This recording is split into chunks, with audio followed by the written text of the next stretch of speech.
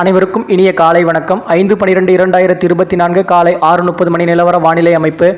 நேற்றைக்கு தமிழகம் ஊடாக பயணித்த அந்த ஃபெய்ஞ்சல் புயலின் செயலிழந்த அமைப்பானது அரபிக்கடல் சென்று விலகி சென்றது அப்படின்னு சொன்னோம். இதன் காரணமாக வடகிழக்கு புறமாக இருந்து வடகுளிர் அலை, அதாவது கடலில் இறங்கி வந்து தமிழகத்தின் ஊடாகவும் மற்றும் இலங்கையின் மீதும் தென் கிழக்கு புறமாக வளிமண்டல சுழற்சி ஒன்று நிலவி வருகிறதாலும் கிழக்கு காற்றின் வருகையாலும் ஆங்காங்கே ஒரு இடங்களில் மழைப்பொழிவு அப்படின்றது எதிர்பார்க்கலாம். லேசானது முதல் மிதமானது அப்படின்ற நம்ம எதிர்பார்த்தது. ஆனால் அது ஒரு இடங்களில் கனமழையாகவும் கொடுத்தது அப்படின்ற மாதிரி தான் சொல்லணும்.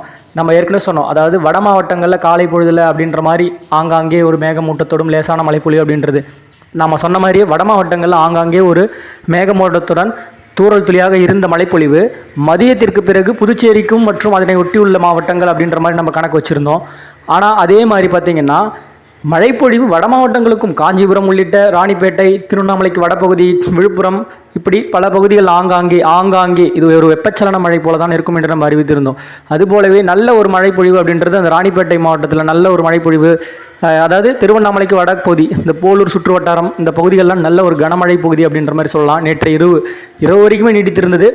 அதுபோல் தென் மாவட்டங்களில் ஓரிரு இடங்களில் மழைப்பொழிவுக்கு நம்ம எதிர்பார்த்திருந்தோம். கண்டிப்பாக அதனுடைய எவ்வளோ மழைப்பொழிவு அப்படின்றது அடுத்த அப்டேட்ஸில் நான் கண்டிப்பாக சொல்கிறேன். எவ்வளோ வந்திருக்கும் அப்படின்றத நான் எதிர்பார்த்த மழைப்பொழிவு அப்படின்றது நான் சொல்கிறது.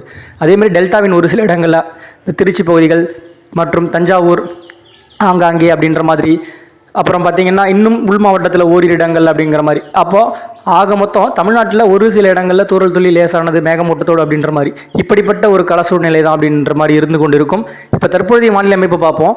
அதாவது அதே இந்த ஃபெய்ஞ்சல் செயலர் இந்த அமைப்பானது தற்போது எங்கே அப்படின்னு பார்த்தீங்கன்னா மத்திய அரபிக்கடல் பகுதி, அதாவது லட்சத்தீவுக்கு சற்று அப்பால் கிழக்கு புறமாக அப்படின்ற மாதிரி மத்திய அரபிக்கடல் பகுதியில் நிலவி வருகிறது.